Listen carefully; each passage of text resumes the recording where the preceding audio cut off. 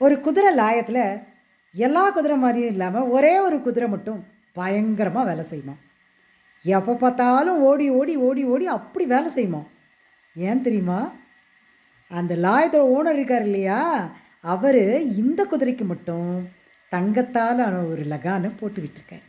அது மட்டும் இல்லாமல் தினம் அந்த குதிரைக்கிட்ட வந்து, நீ தான் குதிரைங்கள்லேயே பெஸ்ட்டு, உன்னை விட ஒரு சிறந்த குதிரை இந்த உலகத்திலே கிடையாது, நீ எனக்கு கிடைக்க நான் ரொம்ப கொடுத்து வச்சுருக்கணும் அப்படின்னு சொல்லுவாராங்க. அந்த பாராட்டுக்கு மயங்கி தான் இந்த குதிரை ஓடி ஓடி வேலை செய்வோம். அப்படி ரெஸ்ட்டே இல்லாமல் ஓடி ஓடி வேலை செஞ்சதுனால என்னாச்சு, ரொம்ப சீக்கிரம் இதால் உடம்புக்கு முடியாமல் போயிடுச்சான், இறந்தே போயிடுச்சான். அது இறந்த உடனே என்ன அந்த தங்க லகானை இந்த குதிரையோடையே சேர்த்தியாக புதைச்சார் அவர்? இல்லையே. உடனே அந்த லகானை கழட்டி இன்னொரு குதிரைக்கு கொண்டு போய் போட்டுவிட்டு, குதிரைகள்லையே நீ தான் பெஸ்ட்டு, நீ எனக்கு கிடைக்க நான் ரொம்ப கொடுத்து வச்சுருக்கணும், உன்ன மாதிரி ஒரு குதிரை இந்த உலகத்திலே கிடையாது அப்படின்னு பாராட்ட ஆரம்பிச்சிட்டாரு.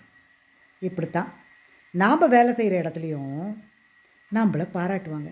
நீ ரொம்ப ப்ரில்லியண்ட், நீ ரொம்ப திறமைசாலி, உன்னால் மட்டும்தான் இதை செய்ய முடியும், நீ எனக்கு கிடைச்சதுக்கு நான் ரொம்ப கொடுத்து வச்சுருக்கணும் அப்படின்னு பாராட்டுவாங்க. அந்த பாராட்டுக்கு மயங்கி சாப்பிட மறந்து, தூங்க மறந்து, இது ராத்திரியா பகலாங்கிறத மறந்து, குடும்பத்தை மறந்து வேலை செஞ்சுக்கிட்டே இருப்போம்.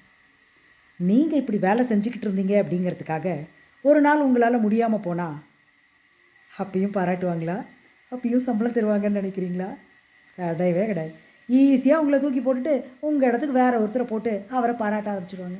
அவ்வளோதாங்க. நீங்கள் குடும்பத்துக்காக தான் வேலைக்கு போகிறீங்க அப்படிங்கிறத மறக்காமல் உங்களால் எவ்வளோ முடியுமோ அவ்வளோ மட்டும் வேலை செய்யுங்க. பாராட்டுக்கு மயங்கி ஓவராக வேலை செஞ்சு குடும்பத்தை மறந்துடாதீங்க.